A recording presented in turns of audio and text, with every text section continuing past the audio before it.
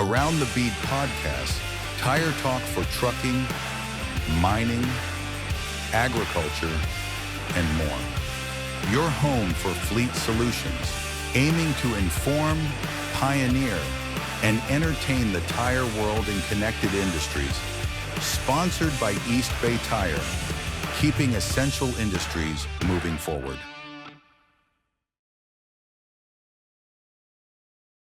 Around the Bead is back. Today we have episode 2 of our Mining and Earth Mover series featuring Mine Man Mark and Jesse Nunes. We are talking next level data. Jesse is a full-time data technician at East Bay Tire, and Mine Man Mark. Jesse, you guys ready to kick the tires? Absolutely. So, seems simple. Check tires, pull data, but this is a relatively new role. Mark, you were instrumental in pioneering this idea. Where did it come from? Well, with almost 40 years in the business, I started to see a lack of industry experts and sales support, with the idea of the data being out there that could help us move the needle forward towards sales as well as preventable situations to help lower the cost of doing business. It's interesting you bring that up. I've never really thought of that. We talk about it all the time about the aging population within the tire industry, both on a technician side, a sales side, even a ownership and management side. But what you're saying here is that we need more data to support the lack of industry experts that's coming in the future.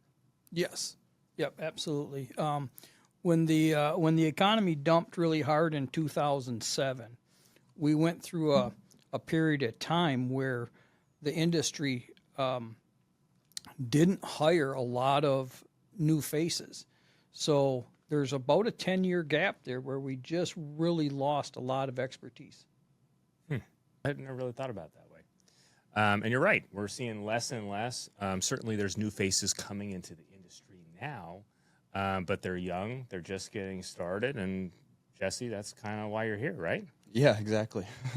So, Jesse, you're a full-time data technician. That's all you do at East Bay Tire. That's all I do. What does that mean? I mean, like, what are you collecting? Why are you collecting it? And how do you collect it?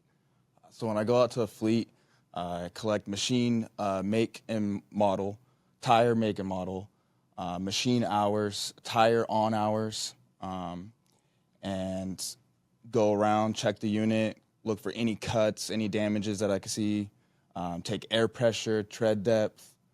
And you say a fleet, it's everything from a trucking fleet to a mining operation Trucking to fleet, earth mover yeah, fleet. mining fleet, haul trucks, loaders, graders, scrapers, everything. So you collect all that data, you're putting it into a system, you're Putting it into a system. The system gives me a report back, gives me, I can give you a cost per hour, wear percentage. Can you do forecasting? Can you do projections? Yeah, forecasting, give you projections of when you're going to need new tires. What do you guys do with it? I mean, you have a report. You've got all this forecasted information.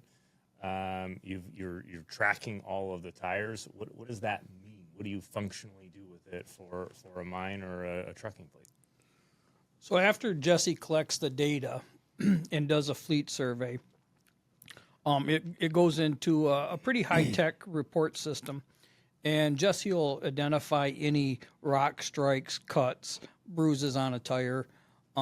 He can identify wheel situations, several instances that he can identify and document. Mm-hmm. We put that into a report. We can take that to the customer and have a conversation about it. And at that point, we can look at, possibly doing whatever work needs to be done when the machine is down versus having the machine go down in a production mode. We can do it on the weekends. We can do it after hours. We can do it when the machine's in for maintenance, and help cut that loss of production. When you're going through a fleet, you talk about bruises, cuts, scrapes. I mean, that's part of the job. But how much of a fleet has some sort of damaged wheel or tire out there that is concerning? I mean, how often does that come up? All the time, honestly. You more than you would think. You know, you get into situations a lot of the times where the driver, the operator, just doesn't see it.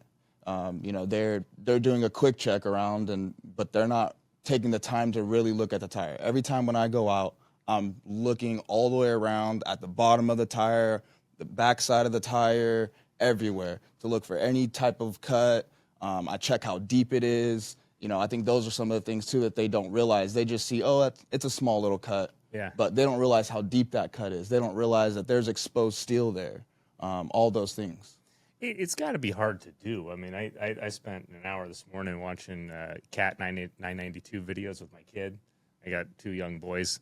And you think about how big those machines are and how high you are up in the cab. They don't want you out of that equipment. I mean, you've got to inspect it in a safe place. Which brings me to my next question. How do you check the tires during mining operations? I mean, are you going weekends? Are you going nighttime? Are you going morning? How do you guys do this? Yes. So best time is, you know, downtime. So on the weekend, you know, when they're down on a Sunday, I go out on a Sunday, and that also gives me the 24 hours to let the machine sit, so I'm getting an accurate reading of the air pressure. What do you mean by that? So when the haul truck, when a loader, when it's running, the tire is going to heat up, and the air pressure is going to rise. So when I go out there and I check it when it's running, it's not an accurate pressure of what it actually is. You have to check it cool. You have to check it cool to get the accurate, an accurate air pressure. Okay.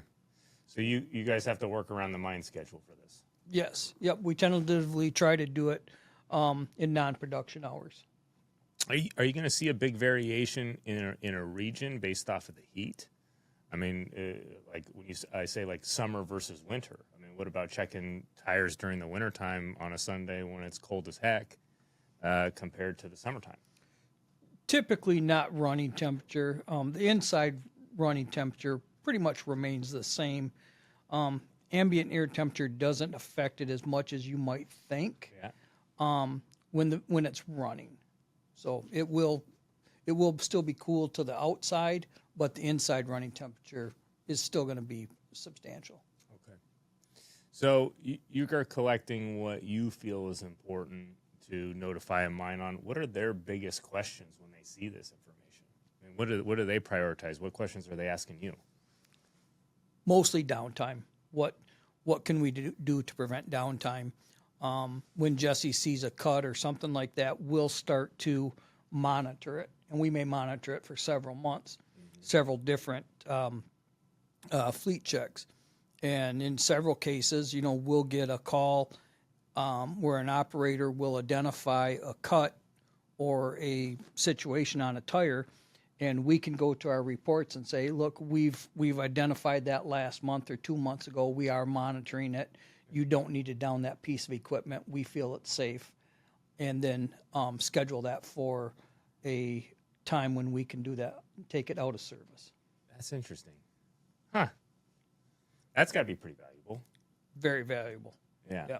When you start talking thousands and thousands of dollars, tens of thousands of dollars in operating cost, taking it out of service is substantial. Okay. So Jesse, how'd you get to be East Bay Tire's first data technician? Well, before this, I was working at a golf course during COVID and was looking for a different job. And East Bay was hiring a driver, and so I showed up for the interview, and they said, well, we actually don't need a driver. We could use someone in the warehouse, though. Do you want to work in the warehouse? And I said, yeah, and started working in the warehouse for East Bay. And couple weeks into it, they said, hey, we actually need a driver. Do you want to learn how to drive? So I started making deliveries for East Bay and just kind of kept my head down. And, you know, I loved working for the company. They treated me really well. And months into it, my boss, Tim, kind of came along and said he had an opportunity for me. I met Mark, and we started this whole data thing. Cool. Very cool. You pretty good golfer? Sometimes. So one of the questions we ask on this show is, and your story is probably similar to a lot of us. I mean, that's the camaraderie of the tire industry is, hey, I need you to do this. Hey, I need you to do this. Hey, I need you to do this. And before you know it, you land in something you love, right? Or you built something that you love. But what was your big dog energy, your BDE moment where you went, hey, this is something I want to pursue. This isn't working at a golf course. This isn't loading tires in a truck. This is something that I might want to chase. I started working with Mark couple weeks. We're sitting in the office every day going over tire sizes, air pressures. I was completely new to this stuff. And East Bay sends us off to Hawaii to do my first fleet survey, and it changed my life. It made me fall in love with tires and realize that this is something that I'm going to do for the rest of my life now. Had you been there before? I had been there once before, but not like that. I had only been to Waikiki. I hadn't been to the Big Island. Hadn't been to Maui. It's been an experience with East Bay. Very cool. So tell me about Hawaii mine sites and tracking tires over there. What's that like? What's different about it than here? What's different about it is I feel like, we talk about like the knowledge and the gap. I feel like there's definitely a gap there.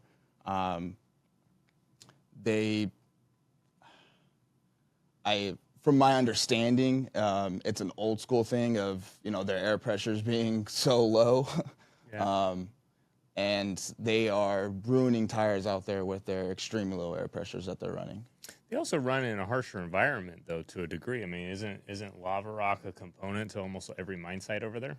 Yes, definitely. And especially the wet conditions. Wet conditions, it rains often, and then you also get the harsh lava rock. It's a tough condition to work in. Yeah. Well, that's got to be exciting for you guys to go over there and help. I mean, to give a little credit, it's island mindset is completely different. You've got limited resources, you've got a limited population, limited exposure. So for you guys to go over there and be able to help those operations, that's got to be exciting. I'd rather work on making big improvement than I would work on 2% at a time. You know what I mean? Yeah, and it's noticeable. You can make some big changes over there, or make some small changes and make big returns. Yeah, you've always said that you can make a mine site improve their budget or improve their tire performance by 10% the first year, upwards of 20 to 30% the second year.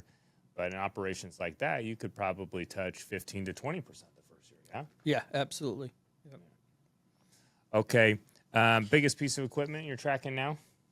Cat 992. Cat 992. Okay. With 777 haul trucks? Yes. Yeah. Okay. Site severity studies. I've been waiting for this, Mark. I don't even really know what a site severity study is. I mean, I've certainly seen some of the pictures and some of the videos, and we've talked about haul truck runs, but what is a site severity study? And is it defined, or are we defining it? Well, we're defining it at the local level. Of course, Michelin and Bridgestone and all the big corporates have their definition, and we've somewhat followed their rules, but we've taken it to the dealer level. And what it is we are going in, we're checking haul road conditions, we're checking elevation changes. We're trying to gather a tons miles per hour, TMPH level. But we're looking at the severity of the conditions that it's working. How long is that vehicle running? What is the turn on it? Is the loader working on the face, or is it doing load and carry? We take all those into considerations so that we can identify the correct tire and air pressure. Where do you begin with that, and what tools are you using? Well, we have a GPS system that picks up speed, acceleration, changes the level, elevation level. That's our first and foremost. We also have a camera system, and newly started a new drone system. What are you guys doing with drones? Well, we're going to be able to see the machine physically working. We're going to be able to physically see its turn. Is the turn radius a little too sharp in that corner? Is it pulling too many G's in that corner? What is the G force? We can calculate that. And just a basic overall picture of identifying what this machine is doing. So give me and the audience, obviously, a explanation of the G-force and what you're talking about on a turning radius. I mean, when would that come into play? How could you help a operator or a mine site with that? Well, you could help change the radius of the turn going on a haul road. Ideally, we want to keep it under 0.1 G, Okay. Closer to 0.05 G, half of a tenth of a G. So, we may express to them that we'd like to see that radius open up a little bit, maybe add another 10 or 15, 20 feet to it, 50 feet to it. That's probably the most common thing that we see with haul road conditions. That's part of the site severity along with the drone. What about heat? Are you guys looking at heat buildup in tires, compounding? Definitely, we look at compounding. We look at the length of the run. If we can, we try to capture internal running temperature of the tire. We have a couple different situations where we can put different monitoring systems inside the tire and track that, as well as air pressure and heat. So I want to come back to that, but from a compounding perspective, what type of compounds are there out there for tires on the mining side, and how do you choose? Well, that's where we look at the tons miles per hour. We're going to look at haul road conditions. Do we need a cut resistant compound? Are we looking at a heat resistant compound if it's a long haul with excessive heat buildup? There's just a lot of things that go into it. How big the load is, how fast it's running. But there's heat, there's cut, and there's standard. Those are the three most basic, but then they go into even more. So there's a couple different cut compounds. There's a couple different heat compounds. In the same model, in the same manufacturer, or just different?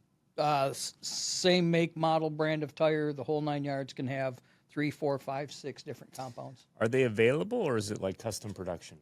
They're available. You just have to ask for it. And is that typically in a haul truck, or a rigid dump, or you also see that option in loaders? We're seeing it in loaders as well as rigid dumps. See, that's kind of new to me. I really didn't know there was compounding options in loaders. Is that recent, and are they expanding upon that, or has that always been that case? It's probably been the last 25 years that we've seen it come into play more so, but it's always been there. Are there options on articulated dumps as well? Not for the most part. We don't see that as much. Why not, you think?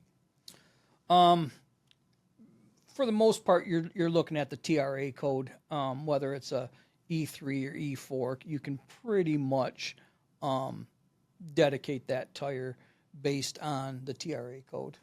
Okay.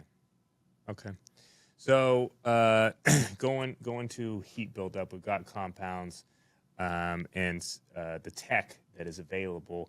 I saw Cal Tires got like a thermal imagery setup now that they're running at some offshore mine sites, Australia, Chile, it looks like, where they're seeing where the heat buildup is on the tire. Mm-hmm. Continental has a pressure sensor system that shows heat and pressure. You think that's something that's going to take off? Yes.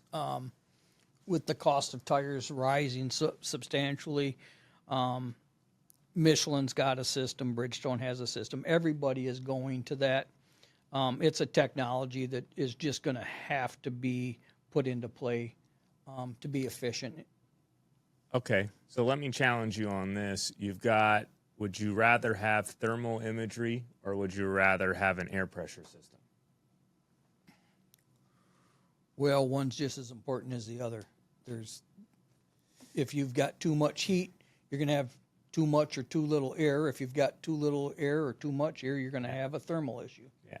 So that's kind of my question. I see we're bringing out all this tech, but sometimes I think to myself, hey, if we don't have a guy like Jesse out there doing pressure checks and putting a program together for fleets, what's the point of having the thermal imagery if you're not doing that or you don't have a pressure sensor system? Well, and that leads me to the East Bay Tire philosophy, where we're dedicated to doing the basics the best. And with all the technology and everything that we can do, we still need to put a valve cap on the valve. Okay. I run into people that have $1 million programs, but they don't have a $3 valve stem. All the time. Valve cap. I'm with you. It frustrates me because I see some of these systems, and a lot of them are coming out on the ag side, and which we can delve into that a little bit. I mean, they're all proprietary. They go behind the wheel, and the argument being that pressure helps with yields on an ag side. It helps with traction, helps with fuel efficiency, but also they're not using that equipment 40% of the time. Very different than a mine site, right? So have a system in place, but what does it cost a farmer to just air up their tractor when it comes time to seeding, harvesting, planting, etc.? You put a $5,000 system behind a tractor to get the air pressure up. That seems like it's hard to pencil for me. Well, and back to my comment, you just got to do the basics. You've got to do the basics better than anybody else. Yeah. Start with that, and then build on that. If you don't do that basic stuff first, the rest of it's irrelevant. Okay.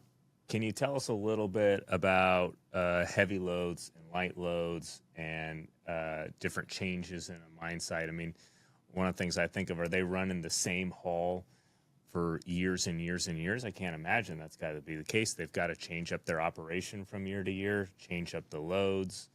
How does load change a tire's wear, and how do mine sites change their operations over time? Well, that's tricky because there's so many different levels to look at. Are they stripping? Are they taking the overburden off the site? Are they loading it up high and hauling the overburden down, or are they starting at the bottom, taking the product up? It changes the way the truck handles, the way the truck operates, changes the load of the truck. If it's topsoil, it's going to weigh different than granite rock. Right. If it's coal, it's going to be different than the overburden. Right. So it's a constant change. How often do you run into overload? Overload situations? Yeah. Oh, almost every day. Every day. Almost every single day. That's actually affecting the tire performance? Yes. What do you think a tire can carry above its weight, its designated weight capacity? It's something that I went to a factory last week, and we were talking about. I mean, they do design the tires to carry more than it says it can carry. And I agree. I'm guessing there's probably a legitimate 15%, 10 to 15% variance there.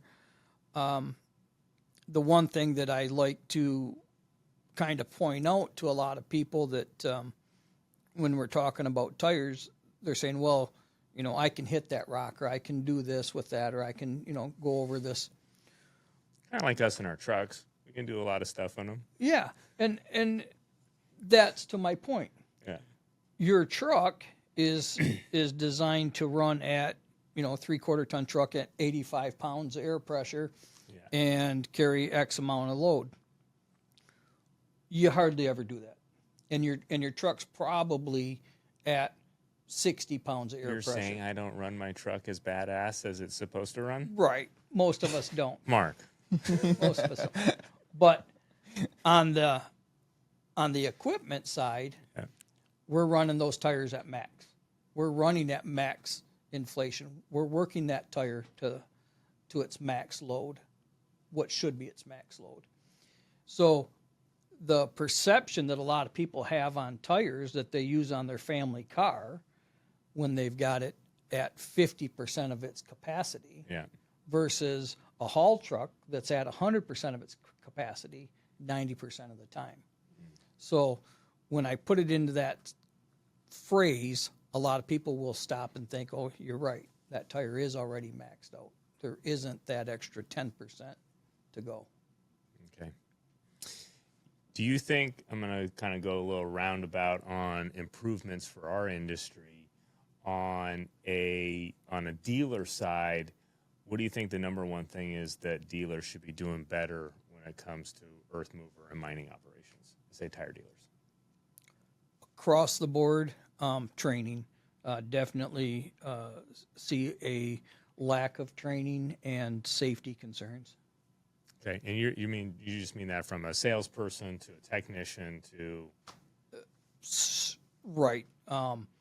Right from the janitor to the CEO. They need to be trained everything related to the job that they're doing. and then on a mine site, from a miner's perspective, a mining operation, what would you like to see them improve when it comes to their tires and their operations? I like it when they offer us, the dealer, an opportunity to talk to the operators, to express some of our concerns to the operators so that they know that that little piece of steel that they see isn't necessarily a reason to down that piece of equipment. Yeah. In the mine tires, in the heavy equipment tires, a lot of times a small amount of steel that you wouldn't want to see on your passenger tire, you wouldn't want to see it on your semi truck, isn't really a major factor in a mine tire until it gets into a certain point. And you do that. I've been with you. You do operator, more or less education. Right, we will, and we try to emphasize that to any of our sites to give us that opportunity to talk to the operators. Okay. You talked about training, and I want to get to tech here in a second. But Jesse, you've had any training, or you guys just got pulled from a golf course and it's a piece of cake, right? I mean, just months you of load training. the balls in the baskets, and then you check the 992s, right? No, months and months of training. When I first started this, I would say for 6 months, every check that I did, Mark was right there with me. Right there with me, explaining, why the air pressure is low and why that cut happened. Everything. Mark has taught me everything that I know for the past. And you've also had exposure to third-party training, right? Yes. I've been to. Go for it. I've been to Michelin training twice now in South Carolina. It's been awesome. Yeah, and TIA too, right? Yes, and TIA training. TIA, Tire Industry Association. Okay, so it's not as easy as it seems. No, it's not as easy as it seems. There's always something to learn. I am still learning something new every single day. And let's be a little frank here. You're young, you're confident. You got to think, hey, I can do this. But once you got into it, how long until it took you to be confident? Hey, I think I got a handle on what I'm doing now.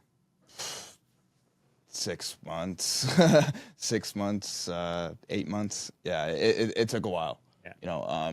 Especially, Mark pays attention to everything, so being able to have the confidence of him to me go out and do a fleet survey on my own, it took me a while, even when he first started to want to send me out on my own, I didn't think I was ready,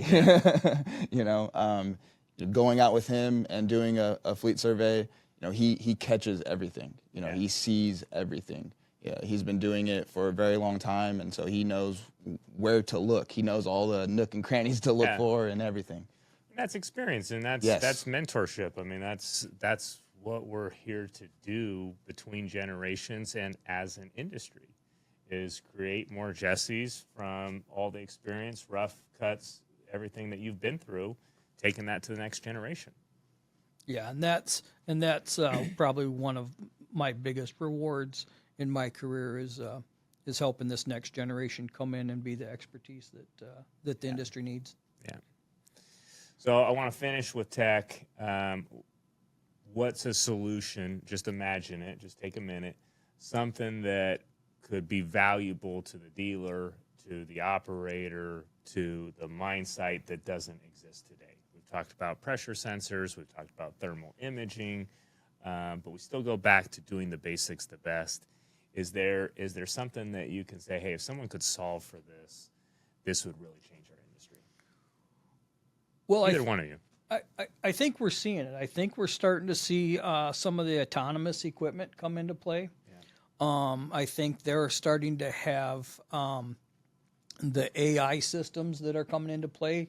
The new ones that I've been watching and paying attention to, they've got the laser radar for the haul roads. That alone is going to tell us about laser radar. So it sweeps the road ahead of the machine, so it can determine if there's a vehicle there and stop the truck. Yeah. But it can also determine a rock in the middle of the road, or where there's a washout or a situation where that truck should avoid, and it will shut the machine down until somebody comes out and verifies that it's okay, or moves the rock. Yeah. And that's going to be a game changer. That's going to be that's upon us, and it's not out there in every mine site, but it will be. Okay. All right. Well, we're getting to our time. The next time that you guys are here in the studio, we want to see versus, right? A tire versus another tire, a haul truck tire versus another haul truck tire, brand for brand, how they perform in the same application. You guys bring the data. Absolutely. Sounds good. Do it. Okay. Thank you, guys. Let's air this one up. Thanks.